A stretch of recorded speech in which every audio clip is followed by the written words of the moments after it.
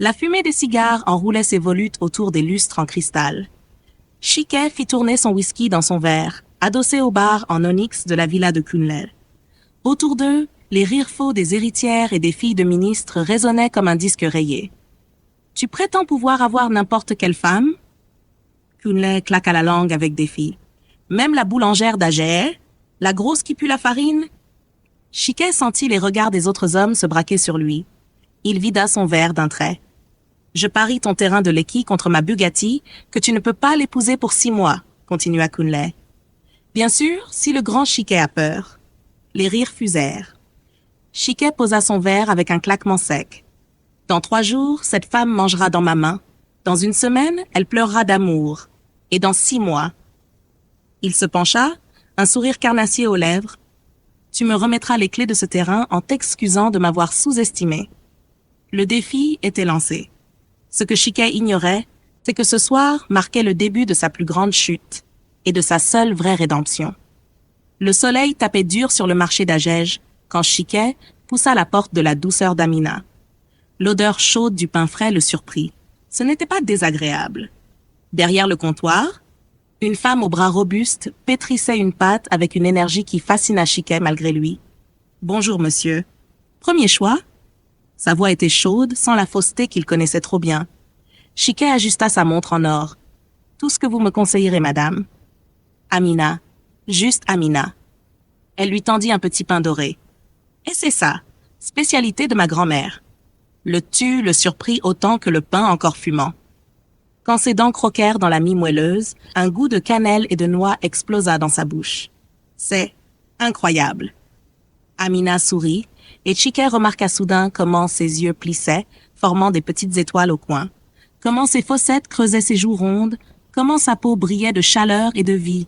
« Tu reviendras demain? J'essaie une nouvelle recette de pain au gingembre. » Chiquet ouvrit la bouche pour refuser, pour mentir, pour jouer son rôle. Mais quelque chose dans son regard direct le fit bégayer.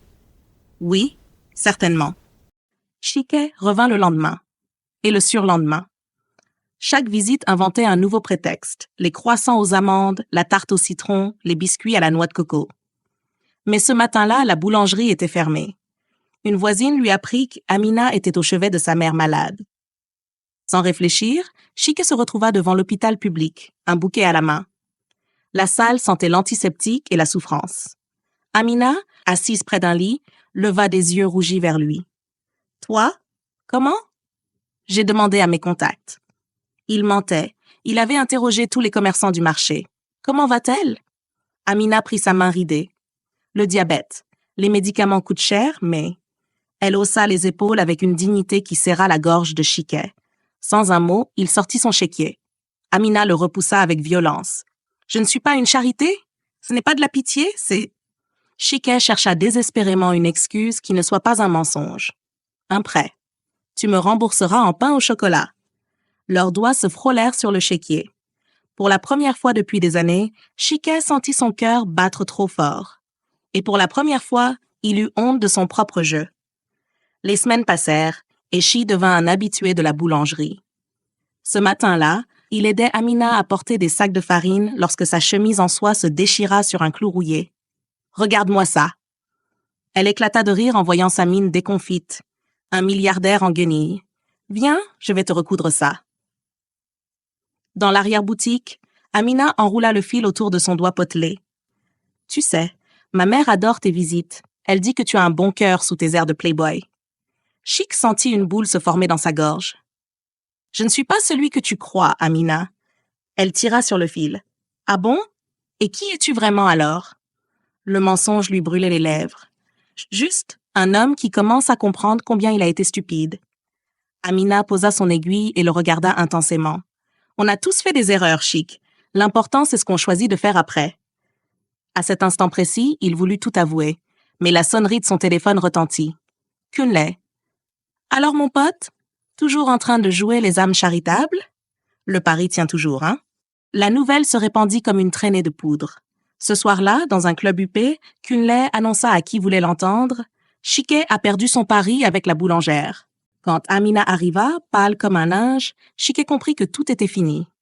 Elle jeta une coupure de journal sur la table. Un pari? Tout ça n'était qu'un pari? La foule autour d'eux retint son souffle. Chiquet se leva, les jambes tremblantes. Amina, laisse-moi t'expliquer. Expliquer quoi? Ses yeux brillaient de larmes non versées. Que je ne suis qu'un jeu pour toi, que tes visites à l'hôpital, tes fausses attentions, tout était calculé. Elle arracha la bague qu'il lui avait offerte la veille et la lança à ses pieds. Le cliquetis métallique résonna dans le silence glacial. Je préfère 1000 fois ma boulangerie et ma dignité que ton argent sale. La pluie fouettait les pavés du marché d'Agege, transformant les ruelles en miroirs tremblants. Chiquet, sans parapluie, les cheveux collés sur le front, s'arrêta devant la vitrine de la douceur d'Amina. À l'intérieur, elle était là, plus rayonnante que jamais, formant une nouvelle apprentie à l'art du pétrissage. Il frappa timidement à la porte. Quand leurs regards se croisèrent, le temps sembla suspendre. Amina, après une hésitation, ouvrit. « Tu as 5 minutes. » Sa voix était ferme, mais moins froide qu'il ne l'avait craint. L'eau dégoulinait des cheveux de Chiquet, faisant des flaques sur le carrelage. « Je ne viens pas avec des excuses, juste des actes. » Il posa sur le comptoir une liasse de documents. « Mon groupe pétrolier? Vendu. L'argent finance désormais des soins pour diabétiques et des bourses pour jeunes artisans. » Amina feuilleta les pages, les sourcils froncés. « Pourquoi? Parce que j'ai enfin compris. L'argent ne se mérite pas en exploitant les autres, mais en les élevant. » Un silence. Puis, lentement, elle poussa vers lui un pain au chocolat encore fumant. « Mange, avant qu'il ne refroidisse. » Chic prit une bouchée et ce fut comme croquer dans un souvenir. C'est encore meilleur qu'avant. Parce que maintenant, tu le goûtes vraiment. Elle tourna une clé dans la caisse, le regardant droit dans les yeux. « Alors? Tu restes planté là comme un poteau ou tu m'aides à fermer?